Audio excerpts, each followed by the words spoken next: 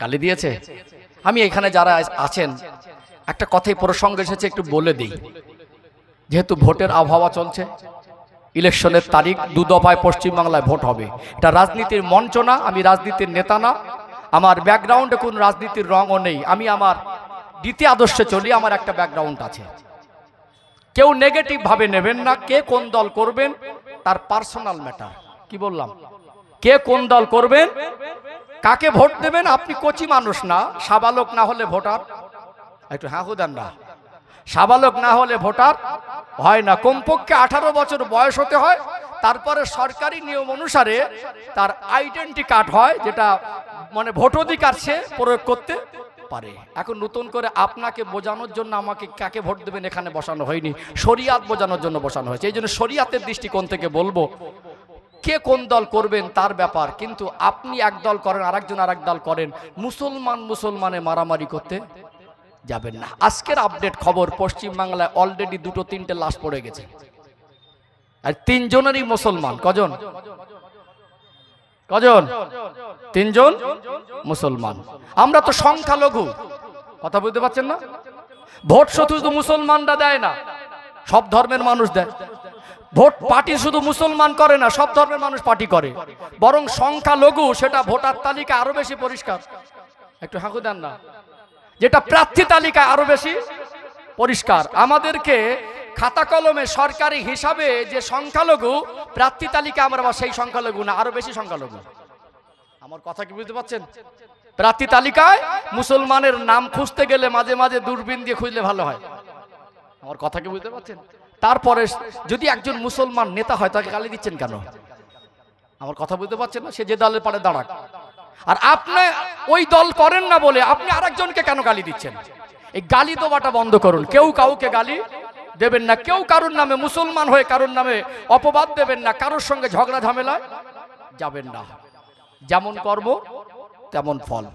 দুনিয়ায় যারা জালিয়াতি করে, ধোঁকাবাজি করে, চিটিংবাজি করে, আল্লাহ তাদের মুখোশ আল্লাহর তরফ থেকে উন্মোচন করে দেয়। সময়ের অপেক্ষা। আপনি গালি দিয়ে কেন আপনার গোনার বোঝা ভারী করছেন? কারণ আমরা সংখ্যালঘু, প্রার্থী তালিকায় মুসলমানদের নাম দূরবীন দিয়ে খুঁজতে হয়। যদি মুসলমান যদি সংখ্যালঘু হয়ে ভারতবর্ষে যদি মানে 38 থেকে 40% যদি সরকারি হিসাবে হয়, তো শতকরা 40 জন এমএলএ এমপি মুসলমান হওয়া দরকার ছিল। অথচ আমাদের কোণঠাসা করতে করতে দূরবীন দিয়ে খুঁজতে হচ্ছে। আর দেখা যাচ্ছে শতকরা 4%, 5% যদি কি 6% যদি কোন রাজনৈতিক দলে মানে প্রার্থী তালিকায় মুসলমান থাকে, আবার কোন রাজনৈতিক দলে একজনও নেই। ঠিক বলছি না ভুল বলছি? তাহলে রাজনীতি তো তারাই বেশি করছে, তাদের মানে ধর্মাবলম্বীরা তারা প্রার্থী বেশি, আমরা কেন মারামারি করছি? এটা একটা কঠিন পরিস্থিতি। ভোট আসলে মুসলমানের রক্ত যায়। এটা একটা কঠিন পরিস্থিতি। ভোট আসলে একে অপরের দলকে গালাগালি করে। ভাই গালাগালি করেন না, হাতে তসবি নিয়ে তসবি পড়েন। আপনার ভোট অধিকার, যাকে ভালো লাগে তাকে দেবেন, যাকে ভালো লাগে না তাকে দেবেন না। আপনি নিজেও গালাগালি করছেন, নিজের গোনাবাদ বোঝা ভারী করছেন। আপনার এই চরিত্র দেখে ভিন্ন ধর্মাবলম্বীরা ইসলাম সম্পর্কে ভুল বুঝবে। আমার কথা আপনার ভালো লাগলেও কোনো পরোয়া নেই, না লাগলেও আপনার সঙ্গে আমার নীতি আদর্শের পার্থক্য থাকতেই পারে। আপনার আমার পছন্দ না হতে পারে, আমি আপনাকে পছন্দ ব্যক্তিগতভাবে নাই করতে পারি। তার মানে এই নয় যে আমি আপনাকে গালি দেবো, তার মানে এই নয় আমি আপনার নামে বাজে বাজে অপবাদ দেব। এটা ইসলামের শিক্ষা নয়। আমার কথা কি বুঝতে পারছেন? আল্লাহ আমাদের সঠিক বুঝ দেন। এই সোশ্যাল মিডিয়ায় আমি আমার ভাইদেরকে বলবো, গালাগালি দেওয়া বন্ধ করুন। কি বলবো? গালাগালি দেওয়া বন্ধ করুন। একে অপরের বিরুদ্ধে গিয়ে লেখালেখি করা বন্ধ করুন। বেচারা এক নিরীহ মানুষ, গরিব মানুষের ছেলে, একটু ভুল বোঝে বলে লেখালেখি করেছে, তাকে একটা মিথ্যে কেস দিয়ে যেতে জেলে পুড়িয়ে। পেট চলে না, বাবা মার লুঙ্গি কেনার পয়সা হয় না, মায়ের কাপড় কেনার পয়সা হয় না, বাচ্চার প্রাইভেটের পয়সা হয় না, সে আবার কেস টানছে কেন? ভাই আপনি আপনার জায়গা থেকে আপনি নিজে কেন জড়িয়ে একটা ভুল জায়গায় যাচ্ছেন? 5 ওয়াক্ত নামাজ পড়ুন না, ভালো পথে থাকুন না। ওই মানে আপনি ভোট অধিকারটা ঠিক সময় মতো, যেখানে আপনার বিবেকে মনে হয় যে এখানে ভোট দিলে আমার কমের উপকার হবে, দেশের উপকার হবে, দশের উপকার হবে, যেখানে মানুষ শান্তিতে মানুষ বসবাস করবে, একজন মানুষ এই মানুষটাকে ভোট দিলে এই এলাকায় শান্তি হবে, এলাকার মানুষ সরকারের অনুদান ন্যায় ন্যায্যতার হকটা পাবে, আপনি তাকে দেবেন। আমি আপনাকে বলবো গালাগালি আর মারামারি বন্ধ করুন। এটা আমার জায়গা থেকে আমি সবাইকে অনুরোধ করছি। আল্লাহ আমার কওমকে, আল্লাহ আমার কওমের জানমালকে, সম্মান ইজ্জতকে হেফাজত করেন, বলেন আল্লাহুম্মা আমিন। আলোচনা কষ্ট পাচ্ছেন নাকি? এগুলো সচেতন করা দরকার আছে না নেই? আছে না? আপনি এই একটুখানি লেখালেখি করছেন, আপনাকে টার্গেট করছে, হয়তো আপনি বুঝতেই পাচ্ছেন না। আজ না হয় কাল আপনার ঘর বাড়ি ভাঙবে, প্রতিশোধ করবে, ও ওই দল করে বলে আমি হেরে গেছি, ভোটের পরে আবার প্রতিশোধ হবে। একটা কঠিন রাজনৈতিক প্ল্যাটফর্ম খুব জঘন্য হয়ে গেছে বাংলায়। আল্লাহ শান্তি দান করেন, যারা দেশের দশের ভালো চায় আল্লাহ তাদের ক্ষমতা এনে দেন। আল্লাহ জাতি ধর্ম বর্ণ নির্বিশেষে আমাদের ঐক্য শান্তি সম্প্রীতি বজায় রেখে সবাইকে চলা তৌফিক দান করেন, বলেন আল্লাহুম্মা আমিন। ও ভাইজানেরা, মেদিনীপুর জেলার সোনার মানিক যুবকেরা, আব্বারা মায়েরা, আল্লাহ আমার স্মৃতি ঠিক রেখেছে, ওয়াজিল লাইন আমি ভুলে যাইনি। আমার আলোচনার পয়েন্ট যেখানে ছেড়ে এসেছে আমি বোঝাতে চাইছিলাম, যারা হাক্কানি আল্লাহর ওলি হন তাদেরকে নিয়ে যদি আলোচনা করা হয়, যারা মোমেন বান্দা তাদেরকে নিয়ে যদি আলোচনা করা হয়, কিছু অজ্ঞতাবশত কিছু যুব সমাজ, কিছু মানুষ আছে তাদের গায়ে জ্বালা ধরে, তারা বলে সব ভণ্ডামি ব্যবসা। সত্যিকারে যদি কেউ ভণ্ডামি করে আমরা তাকে আল্লাহর ওলি বলে মানি না। যিনি মোমেন তিনি আল্লাহর ওলি। আর আল্লাহ ওয়ালাদের জীবনী আলোচনা স্বয়ং আমার আল্লাহ পাক কোরআনুল কারিমে শিক্ষা দিয়েছে। এই প্রসঙ্গটা পরিষ্কার করতে গিয়ে আল্লাহ নবী জীবনের অংশ তুলে ধরছিলাম, মনে আছে তো? নবী আমার যখন জিবরাইল আমিন আলাইহিস সালাম মারফত কোরআনুল কারীমের আয়াত পেয়ে গেলেন, কাফেররা আমার নবীকে যখন তিনটে প্রশ্ন করেছিল, কাফেররা যখন আমার নবীকে তিনটে প্রশ্নের উত্তর জানতে চেয়েছিল, রুহু কি, জুলকারনাইনকে এবং আসহাবে কাহাব কারা, এই ঘটনাটা আমি আপনাদের সংক্ষেপে বলছিলাম। এমন সময় কয়েকটা আল্লাহ নবী তাদেরকে কথা দিয়েছিলেন আগামীকাল জানাবো। ঠিক তথাপি দিন পরিবর্তন হয়ে আগামীকাল যে কাল এসে গেল, আল্লাহ নবীর উপরে ওহী নাজিল হলো না। নবী আমার ইনশাআল্লাহটা বলা ভুলে গিয়েছিলেন। আল্লাহ পাক আমার রাসূলের জীবনে যা কিছু ঘটিয়েছেন সেটা উম্মতের শিক্ষার জন্য এই পয়েন্টটা মগজে ঢুকিয়ে নেন।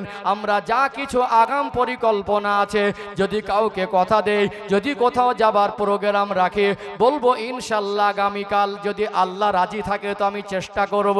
এটা হলো ইসলামের শিক্ষা। আল্লাহ নবী যখন ওহী নাজিল বন্ধ হয়ে গিয়ে মন খারাপ করেছিলেন, আমার আল্লাহ তিনটে প্রশ্নের উত্তর সূরাতুল কাহাফের মধ্যে দিয়ে আল্লাহ পাক আমার নবীর উপরে সূরাতুল কাহাফ নাজিল করে দিয়েছিলেন। জোরে বলুন সুবহানাল্লাহ। আমার নবীর উত্তর জেনে গেল।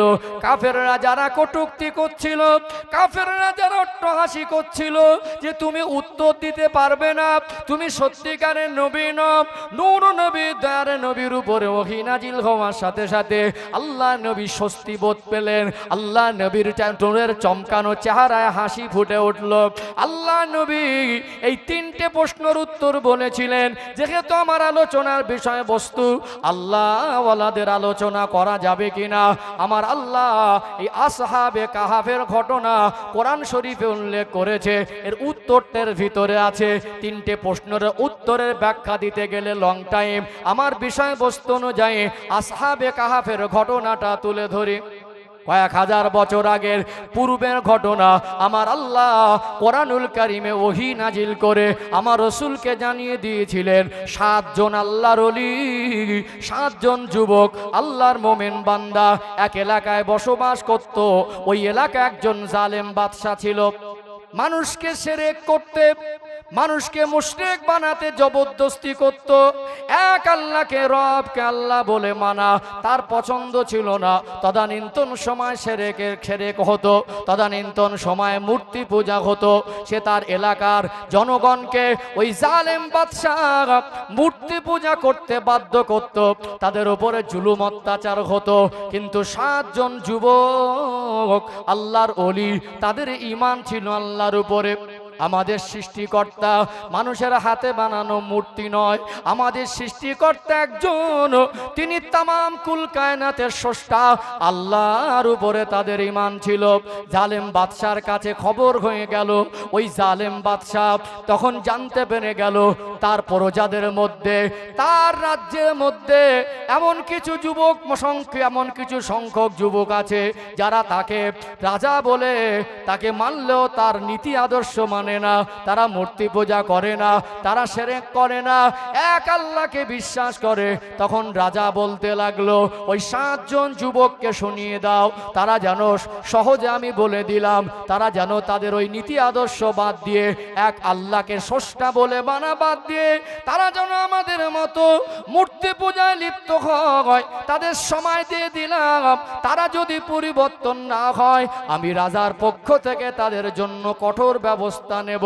ওই সময় 7 জন যুবককে যখন রাজ দরবার থেকে কঠিন হুঁশিয়ারি দেওয়া হয়ে গেল, ওই 7 জন যুবক এক জায়গায় বসে তারা নিজেদের ভিতরে আলোচনা করতে লাগলো। এই দেশে যদি আমরা থাকি, এই রাজ্য এলাকায় যদি আমরা থাকি, এই জালেম বাদশা আমাদের উপরে জুলুম অত্যাচার করবে, আমাদেরকে শিরকের মধ্যে লিপ্ত করবে। এই জালেম বাদশা আমাদের উপরে কঠিন জুলুম অত্যাচার করবে। আমাদের এখানে থাকতে হলে জুলুম অত্যাচার সহ্য করতে হবে। আর যদি এই রাজ্য এলাকা ছেড়ে আমরা অদূরে কোথাও যদি চলে যাই, নিরিবিলি জায়গায়, সেখানে গিয়ে আমাদের আল্লাহর ইবাদত করতে পারবো। আল্লাহকে আল্লাহ বলে মানলে আমাদের আর কেউ কষ্ট দেবে না। তারা গোপনে সিদ্ধান্ত করলো, আমরা গোপনে 7 জন যুবক এই এলাকা ছেড়ে অন্য জায়গায় চলে যাব। রাতের অন্ধকারে নিজের এলাকা, নিজের পরিবার, নিজের আত্মীয় স্বজন সবাইকে ত্যাগ করে শুধুমাত্র আল্লাহকে ভালোবেসে, আল্লাহর প্রতি ঈমান এনে, আল্লাহর প্রতি ঈমান রেখে, আল্লাহর উপরে ভরসা করে তাদের জন্মভূমি ত্যাগ করে তারা অচেনা রাস্তায় চলে যেতে লাগলেন। আল্লাহ ভরসা, যেখানেই যাব একটা অচিরে এমন একটা জায়গায় যাব যেখানে নিরিবিলি ভাবে আমরা ইবাদত করব। মরুভূমি আর পাহাড়, বেশ কিছুটা দিন চলার, কিছুটা রাস্তা চলার পরে, অনেকটা রাস্তা চলার পরে একটু ক্লান্তি বোধ হলো। মনে মনে করতে লাগলো, অনেকটা দূরে চলে এসেছি, আমাদের আর কেউ খুঁজে পাবে না, এটা নিরিবিলি জায়গা। তবে শরীরটা বড় ক্লান্ত, অনেক দিন পরে এত লম্বা সফর, পায়ে হেঁটে সফর, একটু যদি কোথাও একটা আড়াল জায়গায়, কোথাও যদি একটু গুহা মধ্যে একটু আশ্রয় নিতে পারতাম, বলুন তো, পায়ে হেঁটে মরুভূমি আর পাহাড়, প্রচন্ড রৌদ্রের তাপে যদি একটা মানুষ পথ চলা শুরু করে, পায়ে হেঁটে চলতে থাকে, শরীরে ক্লান্তি আসবে কি আসবে না? ক্লান্তি আসবে না? তারা পাহাড় আর মরুভূমি অতিক্রম করে করে একটা পাহাড়ের গুহায় এই 7 জন সেখানে আশ্রয় নিল। তাদের সঙ্গী হয়েছিলেন একটা কুকুর, সঙ্গী হয়েছিল একটা কুকুর। এই 7 জন ব্যক্তি ক্লান্ত শরীর নিয়ে ওই গুহার মধ্যে এক জায়গায় সকলে মিলেমিশে একটুখানি পরেই সব ঘুমিয়ে গেলেন। এই ঘুমটা এত লম্বা ঘুম ছিল, এই ঘুমটা একটানা 309 বছর ঘুমের মধ্যে আল্লাহ কাটিয়ে দিয়েছিলেন। জোরে বলুন, প্রাণ খুলে বলেন, কলিজা ভরে বলেন, নারে তাকবীর। আল্লাহ পাক পারেন না? সবকিছু আল্লাহ পাক পারেন। ইন্নাল্লাহা আলা কুল্লি শাইইন কাদির। আল্লাহ পাক হলেন নিশ্চয়ই সর্ববিষয়ে আমার আল্লাহ শক্তিমান। এই 7 জন আল্লাহর ওলি ওই গুহার মধ্যে ঘুমিয়ে যাওয়ার পরে আমার আল্লাহ দয়াময় তাদেরকে একটানায় 309 বছর ওই জায়গায় ঘুমের মধ্যে রেখে দিলেন। ঘুম ভেঙে গেল। ঘুম ভাঙার পরে এত শান্তির ঘুম ঘুমালেন, এত শান্তি পেয়ে গেলেন। ঘুম থেকে উঠে মনে করলেন, ঘুম তো হয়, আজকে যেন ঘুমটা তৃপ্তি ভরে ঘুম হয়েছে, আজকে যেন ঘুমটা একটা আরামের ঘুম হয়েছে। একে অপরে বলা বলি করতে লাগলেন, ভাই কিরকম ঘুম ঘুমালাম বলতো? মনে হয় অনেক টাইম ঘুমিয়েছি। কতটা ঘুমিয়েছি? কেউ মনে মনে করেন আমরা হয়তো সকাল থেকে সন্ধ্যা পর্যন্ত একটানায় ঘুমালে যেমন মনে হয় অনেক লম্বা টাইম ঘুমিয়েছি, কেউ আমাদের ডিস্টার্ব করেনি, আমরা সেই জায়গায় একদম নির্বিঘ্নে আমরা লম্বা টাইম ধরে ঘুমিয়েছি। তবে পেটের মধ্যে ক্ষুধা ক্ষুধা লাগছে। বলুন তো, ক্ষুধা লাগলে খেতে হবে কি হবে না? 309 বছর আগে তদানীন্তন সময় সেই রাজার রাজত্বকালে তখন যে মুদ্রার প্রচলন ছিল, তাদের কাছে সঞ্চিত কিছু মুদ্রা তাদের কাছে ছিল। তারা একে অপরে বলে, ভাই চলো এখানে আশপাশে খুঁজে দেখি, কোথাও যদি কোনো বাজার পাওয়া যায় সেখান থেকে আমরা কিছু খাবার সংগ্রহ করে এনে আমাদের তো খেতে হবে, না খেলে তো বাঁচবো না। আদিও তারা নিজেরা জানে না, আল্লাহ দয়াময় তাদেরকে ওই গুহার মধ্যে 309 বছর ঘুমের মধ্যে রেখেছিলেন। কিন্তু এই গুহাবাসীদের মধ্যে কয়েকজন গুহার মধ্যে রয়ে গেলেন, আর কয়েকজনের মধ্যে বেরিয়ে আশপাশ এলাকায় লোকালয় খুঁজতে লাগলেন। কোথাও যদি কোনো এলাকার বাজার পাওয়া যায় সেখানে খাবার কিনবো। কিন্তু ওই ওই গুহা থেকে বেরিয়ে কিছুটা দূর এসে একটা লোকালয় দেখতে পেলেন। ওই লোকালয় ঢুকে আশ্চর্যজম্বিত হয়ে যেতে লাগলেন যে এটা কোন জায়গা, আমরা কোথায় এসেছি। এর চতুর্দিকে সব বিভিন্ন উন্নত পরিকাঠামো, আগের মতো আর পরিবেশ তো লাগছে না, মানুষগুলোকে তো আগের মতো লাগছে না, বাজারঘাট তো আগের মতো লাগছে না। এটা কোন জায়গা, মানুষগুলোর ভাষা তো আর আগের মতো নেই, কি করা যায়। কিন্তু এই মানুষগুলো যখন ওই বাজারের মধ্যে মাল কেনাকাটা করতে গেলেন, বাজারের মানুষদের এদেরকে দেখে একটু সন্দেহভাজন মনে হলো, এদের কথাবার্তার টান ভঙ্গি।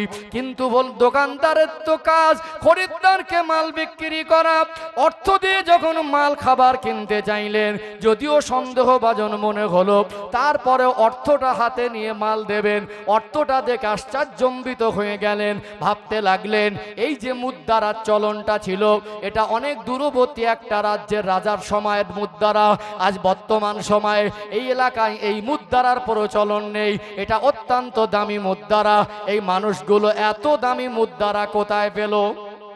প্রশ্ন হবে না, এই দামি মুদ্রাগুলো কোথায় পেলেন? মানুষজন বিভিন্ন রকম প্রশ্ন করতে লাগলেন। এইভাবে আচমকেদের প্রশ্ন করলে এরা তো জানেই না যে 309 বছর আল্লাহ তাদের ঘুমের মধ্যে রেখেছিলেন। তাদের কথার সঙ্গে এদের মেজাজের তো মিল হচ্ছে না, একটা কঠিন জটিলতার পরিস্থিতি তৈরি হয়েছে। এরা বোঝাতে চাইছেন যে আমরা পথিক পথচারী, আমরা এই এলাকার মানুষ। বলল এই এলাকার মানুষ যদি এই এলাকার মানুষ নয়, অন্য এলাকার মানুষ হলেও এই মুদ্রা আপনাদের কাছে কেন? তারা সন্দেহ করলো এরা হয়তো কোনো গুপ্তধন পেয়েছে, এরা হয়তো কোনো গুপ্তধন। আর একটা কিছু মানে ঘটনা ঘটে গেলে সেটা দ্রুত ছড়িয়ে যায়, লোকজন জমা হলো, কথায় কথায় ছড়িয়ে গেল, খবরটা কান কান রাজ দরবারে পৌঁছে গেল। যে এলাকায় বাজারে খাবার কিনছিল ওই এলাকার রাজার কাছে পৌঁছে গেল। রাজার কাছে এরা এদেরকে নিয়ে যাওয়ার পরে এদেরকে জিজ্ঞাসা করলে এদের জীবনের হিস্টোরি, ইতিহাস এদের কাছ থেকে শুনতে লাগলো। তো যখন এদের হিস্টোরি, ইতিহাস বলতে শুরু করলো যে আমরা ওই রাজার সময়কালে আমরা এক আল্লাহর ইবাদতকারী হিসাবে জালেম বাদশাহ রাজা আমাদেরকে এক আল্লাহকে মানতে দেবে না বলে আমরা এক আল্লাহর ইবাদত নির্বিঘ্নে যাতে করতে পারি, এই জন্য এলাকা ছেড়ে আমরা অচেনা পথে বেরিয়ে এসেছিলাম। আমরা একটা গুহার মধ্যে ঘুমিয়ে পড়েছিলাম, আমরা উঠে ক্ষুধার্ত মনে করে খাবার কিনতে বেরিয়েছি। এই মুদ্রাই প্রমাণ করে দিল কম বেশি 300 বছর আগেই মুদ্রার চলন ছিল। আমার আল্লাহ তাদেরকে হেফাজত করেছিলেন, জোরে বলুন সুবহানাল্লাহ। পৃথিবীতে 1400 বছর ধরে কোরআন শরীফের যত তাফসীর লেখা হয়েছে, 1400 বছর ধরে যত ইসলামিক স্কলারের জন্ম হয়েছে, 1400 বছর ধরে যত আলেম ওলামা, যত আলেম সম্প্রদায় ওলামায়ে কেরাম যারা মাওলানা ডিগ্রি অর্জন করেছে, ইসলামের ইতিহাসে 1400 বছর ধরে কোনো আলেম, কোনো মুফতি, কোনো মুহাদ্দিস, কোনো ইসলামিক স্কলার, কোনো কেতাবে, কোনো তাফসীরের কেতাবে, কোনো হাদিসের আলোকে এই 7 জনকে কেউ নবী বলেনি। এই 7 জন যে নবী ছিলেন এটা কেউ বলেনি। এরা কি? আল্লাহর ওলি। এটা কি? আল্লাহর ওলি। আল্লাহ ওয়ালাদের জীবনে আল্লাহ চাইলে অলৌকিক কিছু আল্লাহ ইচ্ছা করে ঘটাতে পারেন। আর আল্লাহর ওলিদের ঘটনা আল্লাহ কোরআন শরীফের সূরা নাজিল করে আমার রসুলকেও শুনিয়েছেন, উম্মাতকেও বুঝিয়ে দিয়েছেন। অর্থাৎ আল্লাহ নিজেই তো আল্লাহর ওলিদের আলোচনা কোরআন শরীফে করেছেন। বলুন সুবহানাল্লাহ। আপনার সেই চোখ নেই তাই, আপনার সেই নিরপেক্ষ বিবেক বেঁচে নেই তাই আপনি অজ্ঞতাবশত, মূর্খতাবশত, শয়তানের ধোকায় গোড়ামি করতে গিয়ে আপনার অল্প বিদ্যা ভয়ঙ্করীর ফল, আপনি যেটা বুঝেছেন ওটাই ঠিক মনে করছেন, আর পৃথিবীতে আর যা আছে সব ভুল মনে হচ্ছে। এটা মূর্খামি ছাড়া আর অন্য কিছু মূর্খামি ছাড়ার অন্য কিছু নয়। আপনি যেটা আছেন ওটাই সহি, ওটাই ঠিক, আর পৃথিবীতে যা আছে সব জাহান্নামী, সব বাতিল, সব বেকার। এটা আপনার মূর্খামি, এটা অল্প বিদ্যা ভয়ঙ্করী, তারই একটা প্রমাণ। আমার কথা কি বুঝতে পারছেন?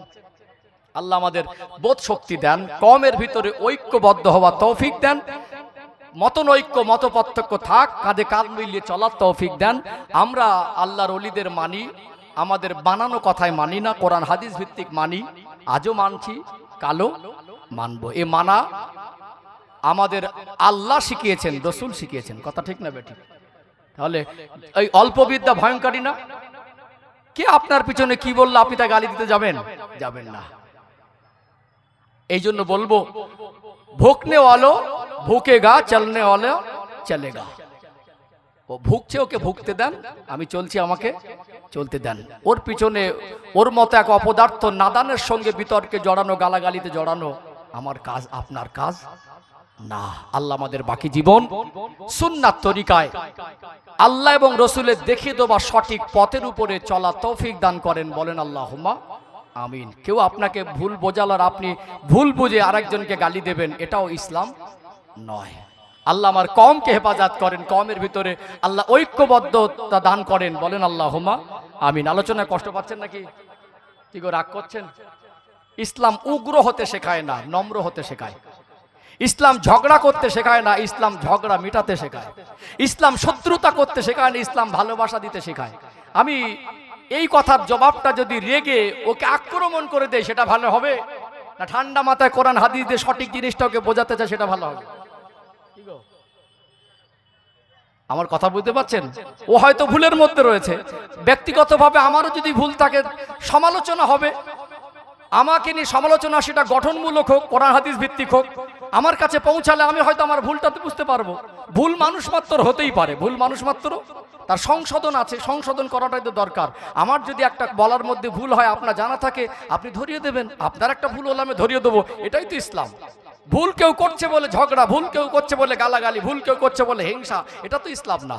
এই জন্য আমাদের ইসলামের মূল স্রোতে ফিরে আসতে হবে, তাতে আমাদের দুনিয়া আখিরাত ভালো হবে। আল্লাহ তৌফিক দান করেন। বলেন আল্লাহুম্মা আমিন। একটু তাকবীর দিতে হবে, পারবো ইনশাআল্লাহ? তাকবীর দেন তো, নারে তাকবীর। মাশাআল্লাহ, মাজুরিয়া গ্রামের একটা ঐতিহ্য, আলহামদুলিল্লাহ। মাজুরিয়া গ্রামের আশেকে রসুলদেরকে জোর করে ধাক্কা মেরে দরুদ শরীফ পড়াতে হয় না। আশেকে রসুলদেরকে জোর করে মজলিসে বসাতে হয় না।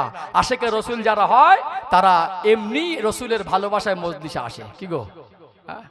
আচ্ছা বলুন, শুধু কি আল্লাহর ওলির ভালোবাসতে হবে? গ্রামের ইমামটাকে ভালোবাসতে হবে না? আলেমটাকে ভালোবাসতে হবে না? নিজের বাপকেই ভালোবাসতে পারে না, তো ইমামকে কি করে ভালোবাসবে? নিজের মাকেই সম্মান করলো না, ওর মতো অপদার্থ আল্লাহর ওলিকে কি সম্মান করবে? ও তো বোঝেই না মোমেন কি। যে মোমেন সে আল্লাহর ওলি। ও তো স্কুলে যায়নি, ও তো ওই স্কুলে যায়নি। আল্লাহ আমার কওমকে বুঝদান করেন। তো আপনার আশেকে রসুল, আমরা আশেকে রসুল, সেই আশেকে রসুলের হৃদয় ভরা একটা আওয়াজ দেন তো, নারে তাকবীর। মাশাআল্লাহ, আরেকটু প্রাণ ভরে নারে তাকবীর, নারে রিসালাত, নারে তাকবীর। আলহামদুলিল্লাহ। একটু দরুদ শরীফ না পড়লে মজলিসের হক আদায় হয় না, আর দরুদ শরীফ না পড়লে রহমত বর্ষণও হয় না। দরুদ শরীফ পড়ে নিয়ে আমার হাতে এখনো 35 মিনিট সময় আছে, কমিউনিট। ঈদের বিষয়ে আলোচনা করবো, মনে আছে তো ইনশাল্লাহ? ঈদের অর্থ কি? ঈদুল ফিতরের অর্থ কি? ঈদের দিনের কি আনন্দ আল্লাহ আমাদের ইসলামের মধ্যে দিয়েছেন? ঈদের কবে থেকে প্রচলন হয়েছে? ঈদের আনন্দ কি আর করণীয় কি? ঈদের আমল কি আর বর্জনীয় কি? এটা আমি আধা ঘন্টার মধ্যে কমপ্লিট করবো ইনশাআল্লাহ। আলোচনা বুঝতে পারছেন তো? মাশাআল্লাহ। একটু দরুদ শরীফ পড়ে নেই, আবার আমি আমার আলোচনার মূল স্রোতে ফিরে আসবো ইনশাআল্লাহ। একটু মহব্বতে দরুদ শরীফ। আল্লাহুম্মা সাল্লি আলা। বাবাজি পানি ছিল না?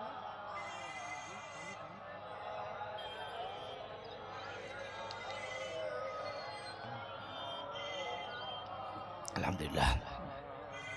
हब्बे अहमद जुल्ही सीने में है, मैं आँखों मेरा दिल मदीने में है, फूलो तो फूल काटूं क्या हुस्न है लुत्फ़े जन्नत से बढ़कर मदीने में है अल्लाहुम्मा सल्ले अला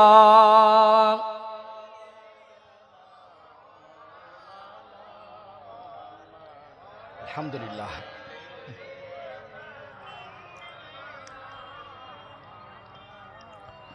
इन हवाओं से कह दो न आए इधर मुझको खुशबू की कोई ज़रूरत नहीं जिनके खुशबू से महका सारा जहां वो खुशबू नबी के पसीने में है अल्लाहुम्मा सल्ले अला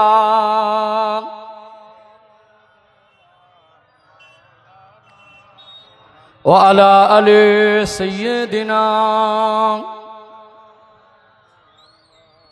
इन हवाओं से कह दो न आए इधर मुझको खुशबू की कोई ज़रूरत नहीं जिनके खुशबू से महका सारा जहां वो खुशबू मदीने में मौजूद है अल्लाहुम्मा सल्ली अला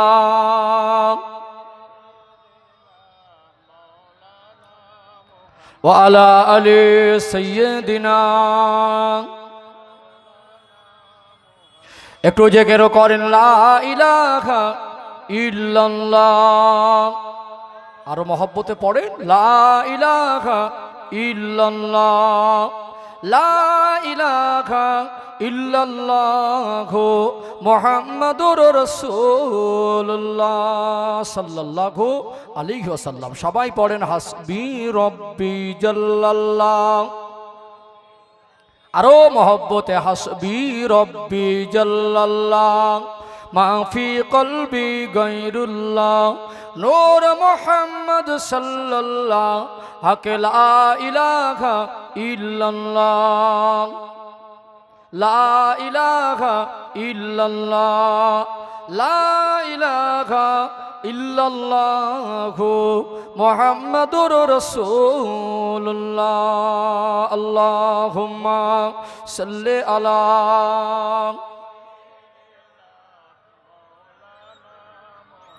व अला अली सय्यदिना।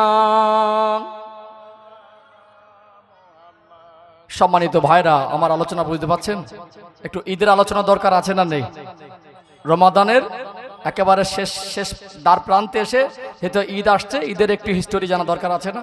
প্রথমে তুলে ধরি ঈদের ইতিহাস কবে থেকে আমরা ঈদ পেলাম তারপরে ঈদ শব্দের ঈদুল ফিতরের অর্থ তারপরে ঈদের করণীয় বর্জনীয় ইনশাআল্লাহ। ও ভাইজানেরা মেদিনীপুর জেলার সোনার মানিক যুবকেরা আব্বারা মায়েরা পৃথিবীতে আল্লাহ পাক লক্ষাধিক নবী রাসূল পয়গম্বর আলাইহিমুস সালাম দিগকে দুনিয়ায় পাঠালেন। আল্লাহ পাক আমার আপনার নবী নূর নবী দয়ার মায়া নবীকে সমস্ত নবীদের জন্য নবী করে ইমামুল আম্বিয়া করেছেন। জোরে বলুন সুবহানাল্লাহ। আমার আল্লাহ আমার আপনার নবীর সম্মান তাজিমের খাতিরে অন্য অন্য নবীর উম্মতের থেকে শ্রেষ্ঠ নবীর উম্মতের জন্য আমার আল্লাহ স্পেশাল সম্মান দিয়েছেন। জোরে বলুন সুবহানাল্লাহ। যত নবী রাসূলকে আমার আল্লাহ এই দুনিয়া জমিনে পাঠিয়েছিলেন অন্য কোন নবীর জন্য অন্য কোন নবীর উম্মতদের জন্য আমার আল্লাহ এই রকম দুটো ঈদ বছরে দেয় নাই।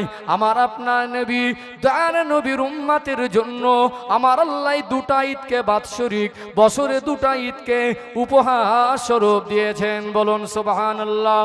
কোরআন শরীফ থেকে একটা আয়াত তুলে ধরে অন্যান্য নবীর উম্মতের উপরে রোজা ছিল কিন্তু ঈদ ছিল না। আল্লাহ আমাদের রোজাও দিলেন আর ঈদও দিলেন। কোরআন শরীফে সূরাতুল বাকারার 183 নম্বর আয়াত আমার আল্লাহ বলেন ইয়া আইয়ুহাল্লাযীনা আমানু কুতিবা আলাইকুমুস সিয়ামু কামা কুতিবা আলাল্লাযীনা মিন ক্বাবলিকুম। হে বিশ্বাসী বান্দা বান্দীরা, আমি আল্লাহ তোমাদের উপরে রমাদানের রোজাকে ফরজ করে দিয়েছি, কামা কুতিবা আলাল্লাযীনা মিন ক্বাবলিকুম, যেমন তোমাদের পূর্ববর্তীদের উপরে ফরজ করা হয়েছিল। আল্লাহর কোরআনুল কারীমের আয়াত দ্বারা বোঝা যায় অন্যান্য নবীর উম্মতের উপরেও আমার আল্লাহ রোজা ফরজ করেছিলেন, কিন্তু আমার আল্লাহ দয়াময় তাদেরকে ঈদ দেয় নাই। শুধু আমার আপনার জন্য, আমার রাসূলুল্লাহর উম্মাতিদের জন্য আমার আল্লাহ ঈদ দুটো উপহার দিয়েছেন। ঈদ কবে থেকে একটু হিস্টোরি তুলে ধরি। নবী আমার 40 বছর বয়সে নবুয়ত পেলেন, টানা 13 বছর মক্কার জমিনে খেদমত করলেন, কলেমার বাণী প্রচার করলেন। তখনও মাক্কি জীবন আল্লাহর নবীর উপরে আমার আল্লাহ আর সাহাবায়ে কেরামদের উপরে রোজা ফরজ করেন নাই, ঈদও দেন নাই। মক্কার জমিনে যতদিন নবী আর সাহাবারা ছিলেন তখনও রোজার হুকুম ছিল না, রোজার হুকুম আর ঈদও ছিল না। আমার আপনার নবীর বয়স হয়ে গেল 53 বছর। কাফেরদের জুলুম অত্যাচার সহ্য না করতে পেরে আল্লাহ নবীর উপরে এত বেশি জুলুম অত্যাচার হয়েছিল, আল্লাহ নবীকে কত কষ্ট দিল। আল্লাহর হুকুম একটা সময় মন চায় না আল্লাহর কাবাকে ছেড়ে যেতে, মন চায় না জন্মভূমি ছেড়ে যেতে। আল্লাহর হুকুমে নিজের জন্মভূমি ত্যাগ করে আল্লাহর কাবা ত্যাগ করে 53 বছর বয়সে নবী আমার হিজরত করে মদিনার জমিনে গিয়েছিলেন। জোরে বলুন সুবহানাল্লাহ। মদিনায় গিয়ে একটা বছর পার হয়ে গেল, তখন আল্লাহ পাক রোজার হুকুম দেন নাই, তখনও ঈদ বলে কিছু ছিল না। 1 বছর পরে দ্বিতীয় হিজরি সনে মক্কার জমিন থেকে হিজরত করে যাবার দ্বিতীয় বছরে আল্লাহ পাক কোরআনুল কারীমের সূরাতুল বাকারার 183 নম্বর আয়াত নাজিল করে রোজার হুকুম দিয়েছেন। দ্বিতীয় হিজরি সনে আমার আল্লাহ রোজার হুকুম দিলেন মুসলমানদের মধ্যে। নবী আমার মদিনা শরীফে গিয়ে দেখলেন মদিনার জমিনে তখন বড় বড় বছরে দুটো মেলা বসতো। কি বসতো? বড় বড় দুটো মেলা। একটা হলো মিহিরজান, একটা মেলার নাম হলো মিহিরজান, আর একটা মেলার নাম হলো নওরোজ। এই নওরোজটা হতো নববর্ষ, মানে নতুন বছরে। নতুন বছরে একটা মেলা চলতো একটানা 7 দিন 6 দিন। ইতিহাস বলে, বেশিরভাগ ইতিহাস যেটা বলে 6 দিন একটানা চলতো। এর ভিতরে আবার বৈষম্য ছিল। একটা দিন ছিল সকলের জন্য আর বাকি 5 দিন ক্যাটাগরি ভাগ ছিল। উনি ধনী মানুষ, উনি প্রভাবশালী নেতা, উনি প্রভাবশালী সমাজের ব্যক্তি, এই বৈষম্য ছিল।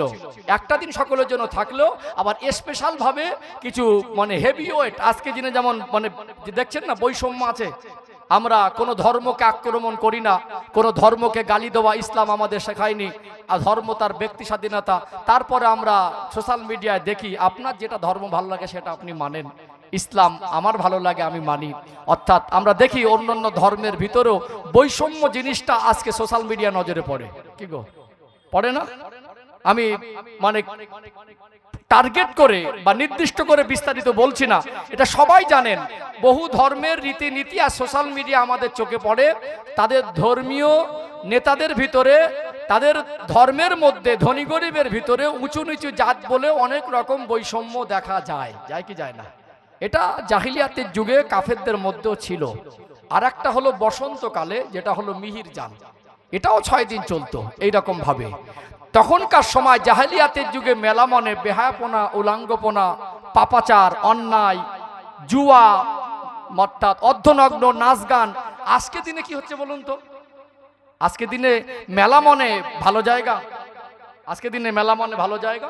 আমরা বলছি আমরা সভ্য হয়েছি, আমরা বলছি আমরা সভ্য সমাজের মানুষ, আমরা বলছি শিক্ষার হার বেড়েছে, আমরা বলছি সমাজ পরিবর্তন হয়েছে, আমরা বলছি সমাজ অনেক কিছু পাল্টে ফেলেছি। কিন্তু একটা স্কুলের কলেজ ছাত্রী শরীর ঢেকে গেলে আর একজনের গা জ্বালা করে। কেন ভাই? সে যদি তার শরীর ঢেকে যায় কেন? কচি কচি মেয়ে শরীরের দিকে দেখতে মজা লাগে নাকি? কি গো,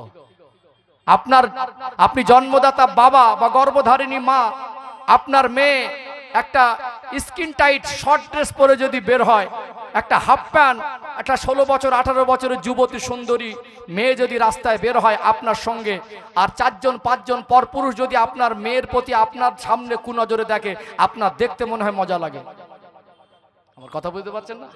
তারপরে দেখছেন সভ্য সমাজের মানুষ কখনো কখনো দেখা যায় অন্য ধর্মাবলম্বীরা তারা তাদের ধর্মীয় পোশাকে বা ধর্মীয় নীতি আদর্শ নিয়ে তারা যখন স্কুল কলেজে যায় সেখানে কোনো অভিযোগ হয় না। বিয়ে হয়ে গেলে অন্য ধর্মাবলম্বী একজন অনেক বিবাহের পরে পড়াশোনা করছে, অথচ সিঁদুর দিয়ে গেছে, ঠিক আছে না? নেই।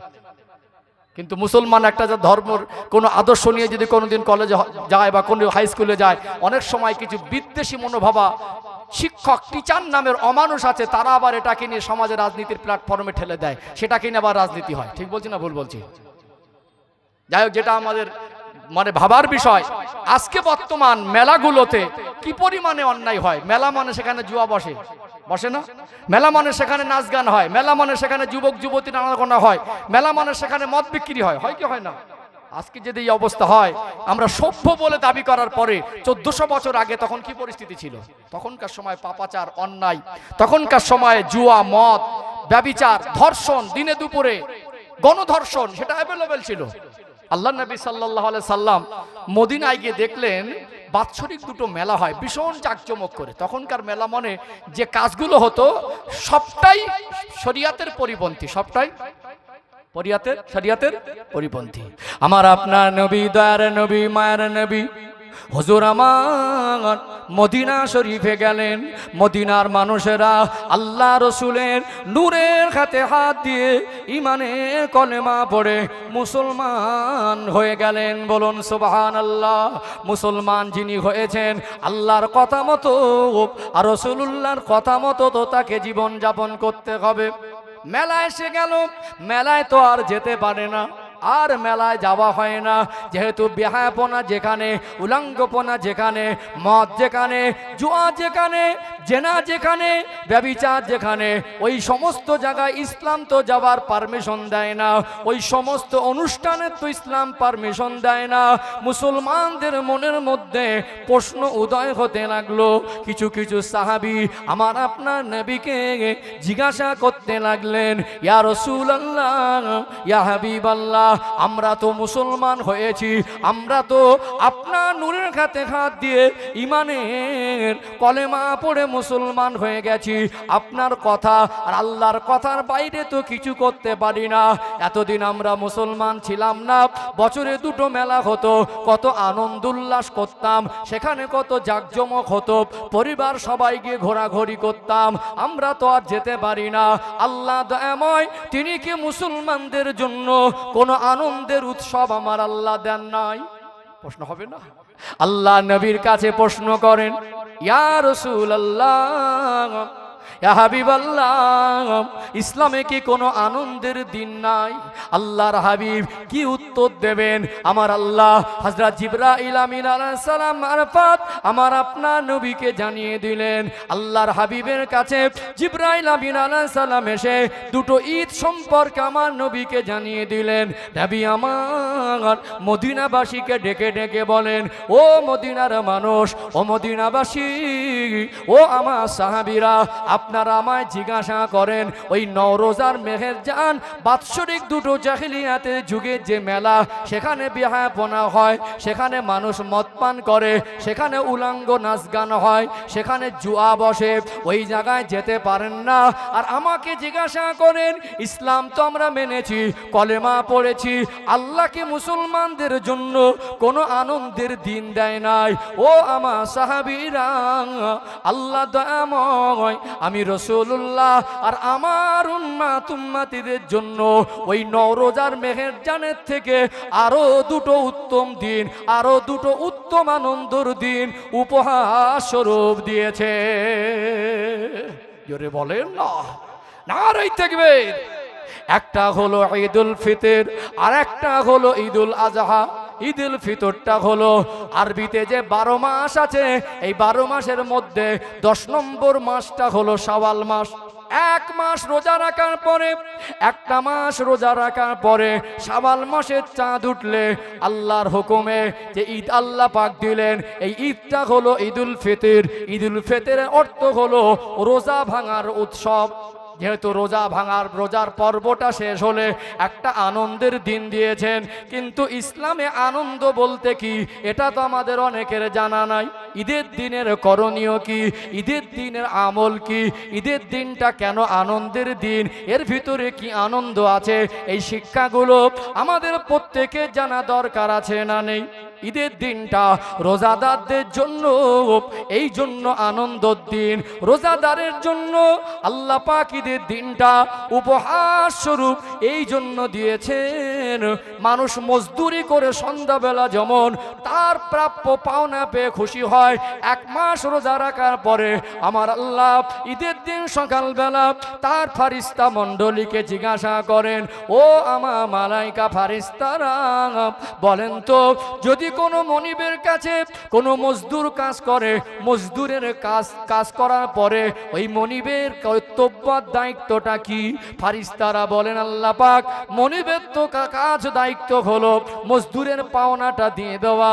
আল্লাহ বলেন, ও আমার মালাইকা ফারিস্তারা, আমার বান্দা বান্দিগুলো একটা মাস আমি আল্লাহকে তারা না দেখে সারা দিন একটাও খাবার তারা মুখে দেয়নি, এক ঢোক পানি তারা পান করিনি, পাপাচার থেকে নিজেকে বিরত রেখেছে, জুলুম অত্যাচার থেকে বিরত রেখেছে, নোংরা জীবন থেকে বিরত রেখেছে, পানাহার থেকে বিরত রেখেছে, এক মাস তারা রোজা করেছে। আমি আল্লাহ আজকে ওদের জন্য এটাই আনন্দ দিন দিলাম। আজকে প্রথমত আমি আল্লাহ আমার সমস্ত রোজাদার বান্দা বান্দি দিগকে ক্ষমা করে দিলাম। জোরে বলেন না, নারে তাকবীর। নবী আমার সোনা জবানে বলেন, মান সামা রমাদানা ঈমানাও ওয়া ইহতিসাবান গুফিরা লাহু মা তাকদ্দামা মিন যামবি। আল্লাহর হাবিব বলেন, যে ব্যক্তি সওয়াবের আশায় আল্লাহর জন্য এক মাস রোজা পালন করবে, আমার আল্লাহ তার জীবনের জিন্দেগির সমস্ত গুনাহগুলিকে ক্ষমা করে দেবে। আল্লাহর পক্ষ থেকে যদি আমার আল্লাহ ক্ষমার ঘোষণা দেন, এটা কি আনন্দের নয়? জান্নাতের 8টা দরওয়াজার মধ্যে একটি দরওয়াজা কেবলমাত্র আমার আল্লাহ রোজাদারদের জন্য বরাদ্দ করেছেন। জোরে বলুন সুবহানাল্লাহ। আর ওই দরওয়াজাটার নাম হলো আর রায়হান নামক দরওয়াজা। ও ভাইরা বাবাজিরা, হাদিসে কুদসির মধ্যে এসেছে, আল্লাহ পাক বলেন, as-sawmu li ওয়া আনা আজজি বি। রোজা আমার জন্য, নামাজের বদলা হলো নেকি, হজের বদলা হলো নেকি, যাকাতের বদলা হলো নেকি, দান খায়রাতের বদলা হলো নেকি, আর রোজার বদলা নেকি দিয়ে নয়, রোজা আমার জন্য, আর আমি আল্লাহ স্বয়ং নিজেই বদলা।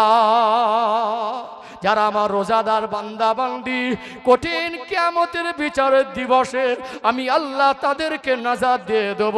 আমি আল্লাহ তাদের জীবনের সব থেকে বড় উপহার জান্নাতবাসী করে স্বয়ং আমি আল্লাহ নিজে তাদের সঙ্গে দিদার করব।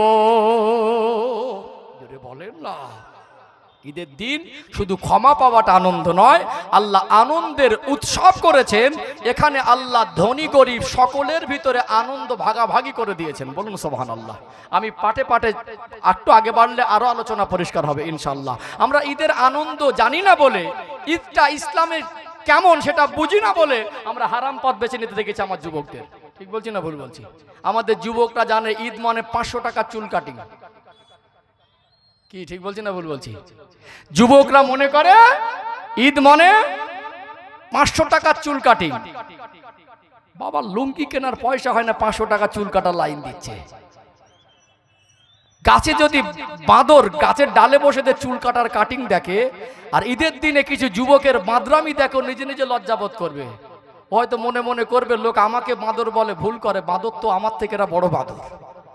হ্যাঁ, কিছু কঠিন এক পরিস্থিতি। বাইকগুলো নিয়ে এত লাপরোয়া চালায়, এমন ভাবে বের হয়, এমন ভাবে স্টাইল মেরে বেড়ায়। ঈদের আনন্দ মানে আমাদের যুবকদের কাছে ছেঁড়া প্যান্ট পরা। বুঝতে পারছেন না?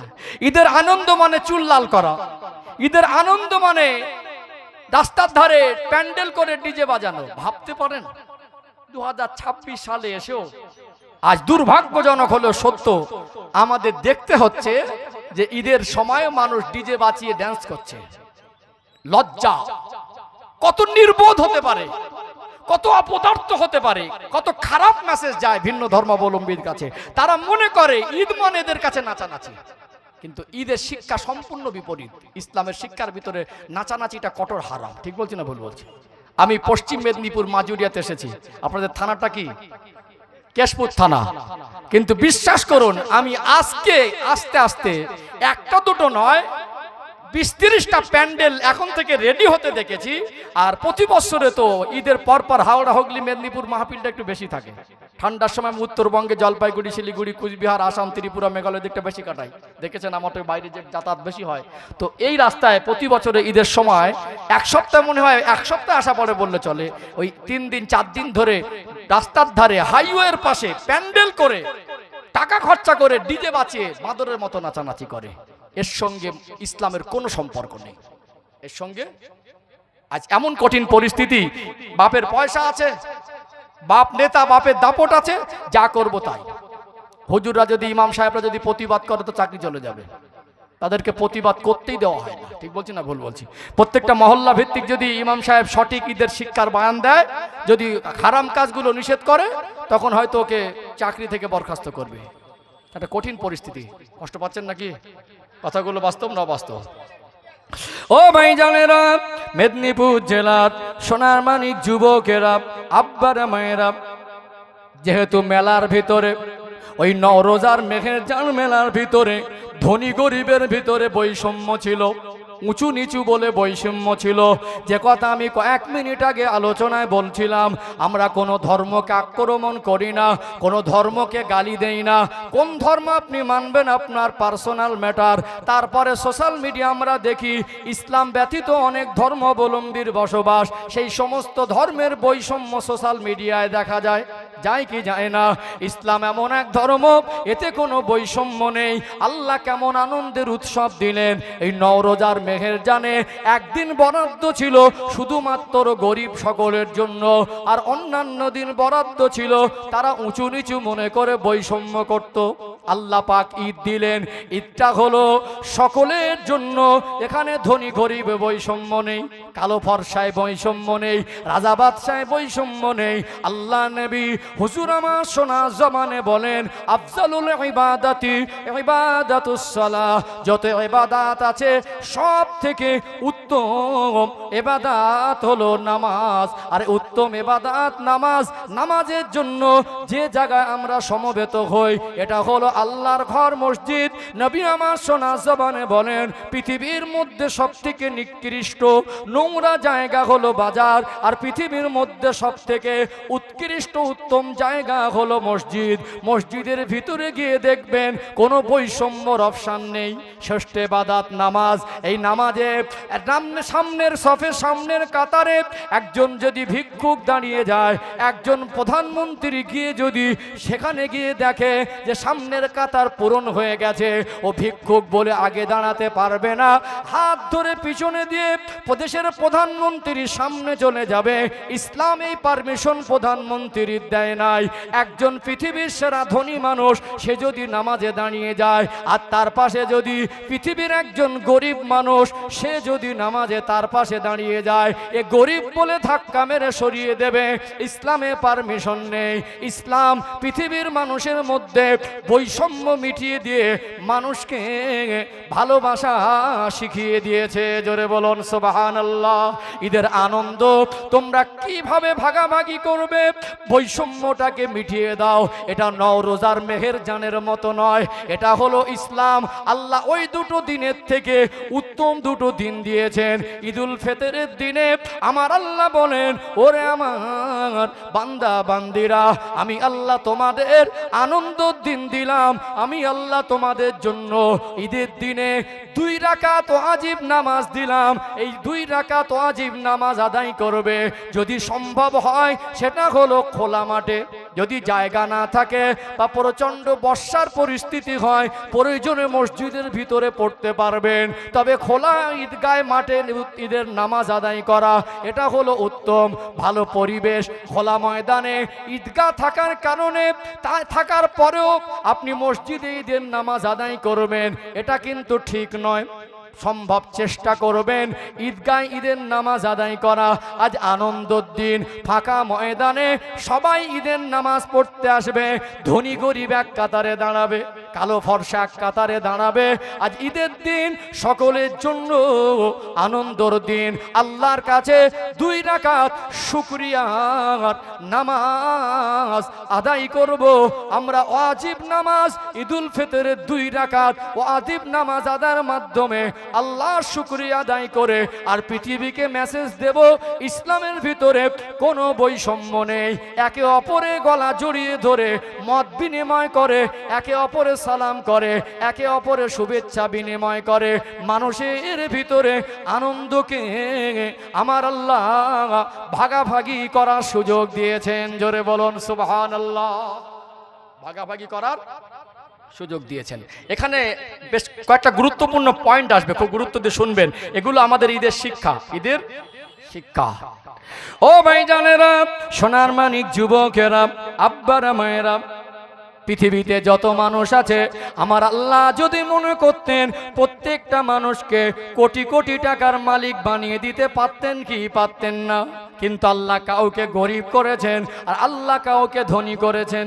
আমার একটা আলোচনার সাবজেক্ট আছে, আল্লাহ ধনী গরিব কেন করেছেন। এই সাবজেক্ট বোঝাতে গেলে 2 ঘন্টা সময় হলে ভালো হয়। তবে আল্লাহ ধনী আর গরিব করেছেন এখানে মানুষের পরীক্ষা করার জন্য, বানানো কথা নয়। 30 নম্বর পারা, সূরার নাম হলো সূরাতুল ফজর, 15 আর 16 নম্বর আয়াত। আল্লাহ পাক বলেন, ফাআম্মাল ইনসানু ইযা মাবতালাহু রাব্বুহু ফাআকরামাহু আনআমা ফায়াকুলু রাব্বি আকরামান। আমি আল্লাহ মানুষকে পরীক্ষা করার জন্য যখন মাল সম্পদ দেই তখন মানুষ বলে আল্লাহ আমার প্রতি দয়া করেছে। ওয়া আম্মা ইযা মাবতালাহু ফাকাদারা আলাইহি রিজকা। আমি আল্লাহ যখন মানুষকে পরীক্ষা করার জন্য আমি আল্লাহ তাকে অভাব অনাটন দেই, রিজিককে সংকুচিত করে দেই, মানুষ বলে আল্লাহ আমাকে হেয় করেছে। অর্থাৎ আল্লাহর কাছে প্রিয় হতে গেলে ধনী হতে হবে এমন নয়, জান্নাতে যেতে গেলে ধনী হতে হবে এমন নয়, বরং ধনীদের থেকে গরিবদের জন্য আল্লাহর পক্ষ থেকে ভালোবাসাটা আল্লাহ বেশি দিয়েছেন। জোরে বলুন সুবহানাল্লাহ। গরিব বলে অবহেলার পাত্র নয়, গরিব বলে অবহেলা। আল্লাহকে পরীক্ষা করছেন অভাব দিয়ে, আর আল্লাহ আপনাকে পরীক্ষা করছেন অর্থ দিয়ে। যেহেতু আজকে ঔরস বলে আমি আল্লাহর অলির কথাটা বলেছি, কিন্তু যদি শুধু সাবজেক্ট হতো ঈদ তাহলে আমি ধনী গরিব আল্লাহ কেন করেছেন এর ভিতরে সাবজেক্টটা টেনে আনতাম। কারণ এদিকে টানতে গেলে আমাদের যে এই পবিত্র মজলিসের যে ঐতিহ্য সেই বিষয়ে আলোকপাত না করলে একটু বেমানান হবে। এই জন্য ফার্স্ট টাইমে আমি একটা সাবজেক্টের একটা প্রথম পার্ট আল্লাহ ওয়ালাদের সম্পর্কে বলেছি। কথা বুঝতে পারছেন সম্মানিত ভাইরা? যেটা বলার যে আল্লাহর কত দয়া আর করুণা, পৃথিবীতে আমার আল্লাহ ধনী আর গরিব করেছেন সেটা আমাদের ভালোর জন্য। কিসের জন্য? ধনী তো কি হয়েছে, গরিব হলেও সম্মান করতে হবে, বলছিলাম না? সম্মান করতে হবে না? গরিব করেছেন মনে হয় অবিচার করেননি। এর অনেক পয়েন্ট আমার কাছে আলোচনায় আছে, যদি সম্ভব হয় কোনোদিন শুনে দেবেন আমার বক্তব্য যে আল্লাহ ধনী আর গরিব কেন করেছেন। সাবজেক্ট আছে, এর বিবেক খুলে যাবে। ধনীরও করণীয় কি আর গরিবের করণীয় কি, সব কিছু হাদিস কোরআন ভিত্তিক আলোচনা করা আছে। সম্মানিত ভাইরা, যেটা বলার, একটা মানুষ যদি ইচ্ছাকৃত রোজা ভাঙে তার কাফফারা হলো এক ধারে 60টা রোজা করতে হবে। 59টা করে যদি একদিন গ্যাপ দেন আবার গোড়া থেকে 60টা। আর যদি না পারে দুবেলা 60 জন অনাথ এতিম মিসকিন যারা অসহায় তাদেরকে দুবেলা পেট পুরে খেতে দিতে হবে। ইসলামে দেখেছেন আল্লাহ যাকে ধনী করেছেন আল্লাহ বুঝিয়ে দিলেন ওয়াকিমুস সালাতা ওয়া আতুজ যাকাত, তোমরা নামাজ কায়েম করো আর যাকাত প্রদান করো। যে অর্থ যা দিয়েছি এটা সব তোমার না, সব লাখে 2,500 টাকাটা গরিবের তোমাকে পৌঁছে দিতে হবে তার কাছে। যারা হকদার সে তোমার কাছে যদি না নিতে আসে, নামাজ ফরজ আমার উপরে, নামাজ ফরজের জন্য উজু করতে সেটা আমি নিজে করি, কি জামাতে নামাজ পড়লে সব বেশি, সুন্নাত আদায় করার জন্য আমি মসজিদে যাই, আর যাকাত আমার উপরে ফরজ, আদায় করার জন্য কে হকদার সেটা আমি খুঁজে নেব। অথচ আমরা তাদেরকে ডেকে এনে হ্যারাসমেন্ট করি, এটাও শরিয়াতে হারাম। সম্মান করতে হবে, কথা বুঝতে পেরেছেন? গরিব বলে সে মানে অবহেলার পাত্র নয়। তাহলে আপনার মানে দেখা যাচ্ছে রোজা ভাঙলে তারও কাফারা আল্লাহ মানুষের কাছে পৌঁছানোর চেষ্টা করছে। কি করছে? যে খাবার খাইয়ে দাও, কি করো? 60 জনের, যদি 60 দিন রোজা রাখতে না পারো তো 60 জনের দুবেলা খাবার খাওয়া। তারপরে এই সাদাকাতুল ফিতর আছে না নেই? মালিক নিসাবের উপরে ফিতরা, ফিতরা ওয়াজিব। ফিতরার মূল উদ্দেশ্য এটাই, আমাদের রোজাকে পরিশুদ্ধ করা। কি করা? রোজাকে পরিশুদ্ধ করা। যেভাবে আমাদের রোজা রাখা দরকার ছিল হয়তো আমরা পুঙ্খানুরূপে পালন করতে পারিনি, এটাকে আল্লাহর কাছে কবুলিয়াতের উপযুক্ত করা। আল্লাহ বললেন তোমরা কাফারা, মানে রোজা যেমন কাজা করলে তার কাফারা আছে, তোমরা রোজা রেখেছো এটাকে পরিশুদ্ধ করার জন্য, আমি আল্লাহর কাছে কবুলিয়াতের উপযুক্ত করার জন্য তোমরা মালিকে নেশাব, সাহেবে নেশাব ব্যক্তি যিনি গার্জেন তার পক্ষ থেকে পরিবারের যে কজন সদস্য আছে প্রত্যেকের জন্য ফিতরা দাও। ফিতরা কারা পাবে? প্রতিবেশী গরিবরা। কারা পাবে? গরিব, এতিম, অসহায়, অনাথ। আমরা একদম নিম্ন ফিতরা দিতে গিয়ে ইস্তবোধ করি। ফিতরা দেওয়া যায় গম দিয়ে, ফিতরা দেওয়া যায় জব দিয়ে, ফিতরা দেওয়া যায় খেজুর দিয়ে, ফিতরা দেওয়া যায় কিশমিশ দিয়ে। একজন মানুষ সে হয়তো 50,000 টাকার মালিক কি 1 লক্ষ টাকার মালিক, সে চাইলে নিম্ন 70, 75 বা 100 টাকা ফিতরা দিতে পারে। একজন যদি 5 কোটি টাকার মালিক আছে 70 টাকার ফিতরা কেন দেবে? আমরা শরিয়াতের জায়েজ হিসাবে আমরা হয়তো গমের হিসাবটা করি, কিন্তু কিশমিশ বা ভালো মানের খেজুরের হিসাব করলে একটা ফিতরার মূল্য 1,500 টাকা পার হয়ে যাবে। যে উন্নত মানের ভালো খেজুরের হিসাব করি বা কিশমিশের হিসাব করি 2000 টাকার কাছাকাছি চলে যাবে, তারও বার হয়ে যাবে ভালো মানের যদি খেজুর দিয়ে হিসাব করি। তাহলে আমাদের প্রত্যেকটা যারা ধনী মানুষ তারা যদি 2000 টাকা করে ফিতরা 5 জনের প্রত্যক্ষ থেকে 10 জনের দেয়, তো গরিব পরিবারের মধ্যে হাসি ফুটবে কি ফুটবে না? ফুটবে না? ঈদের দিনের কয়েকটা সুন্নাত আছে, সুন্নাতগুলো বলে নেই, তাহলে আলোচনা রুটটা অল্প টাইমে পরিষ্কার হয়ে যাবে ইনশাআল্লাহ। ও ভাইজানেরা, সোনার মানিক যুবকেরা, আব্বারা মায়েরা, ঈদের দিনের প্রথম সুন্নাত হলো ফজরের আজান হওয়ার আগে আগে ওঠার চেষ্টা করবেন। যদি সম্ভব না হয় আজান হয়ে গেলে আর গাফিলাতি করবেন না, উঠে গিয়ে মসজিদে বা জামাত ফজরের নামাজটা আদায় করবেন। 2 নাম্বার, ঈদগায় যাওয়ার আগে আপনি অবশ্যই মিষ্টি জাতীয় দ্রব্য কিছু খেয়ে যাবেন। 1 মাস তো রোজায় ছিলেন, আল্লাহ আনন্দর দিন দিয়েছেন। ঈদগার ময়দানে যাওয়ার আগে আল্লাহ নবী হুজুর আমার খেজুর খেয়ে যেতেন। আপনি চাইলে বাড়িতে যে পায়েস বা যেগুলো রান্না হয় মিষ্টি জাতীয় দ্রব্য আপনি খেয়েই তারপরে যাবেন। ঈদের দিনের আর একটা সুন্নাত হলো আপনি মেসওয়াক করবেন, সুন্দর করে উজু করে সুন্দর করে গোসল করবেন, আপনি গায়ে খুশবু লাগাবেন, আর আপনার কাছে যে পোশাকটা আছে সব থেকে উত্তম পোশাকটা আপনি পরিধান করবেন। আর ঈদের চাঁদ দেখার পর পরে একটা আমল শুরু হয়, তাকবীর পড়তে হয়, আল্লাহু আকবার, আল্লাহু আকবার, লা ইলাহা ইল্লাল্লাহ, আল্লাহু আকবার, আল্লাহু আকবার, ওয়ালিল্লাহিল হামদ। পুরুষরা উচ্চ আওয়াজে পড়বেন আর মহিলারা একটু কম আওয়াজে পড়বেন। আল্লাহ নবী হুজুর আমার ঈদগায় যেতেন, এক রাস্তা দিয়ে যেতেন আর একটা রাস্তা দিয়ে আসতেন। আল্লাহ নবী হুজুর আমার ঈদগার ময়দানে যেতেন, উত্তম পোশাকটা পরে যেতেন।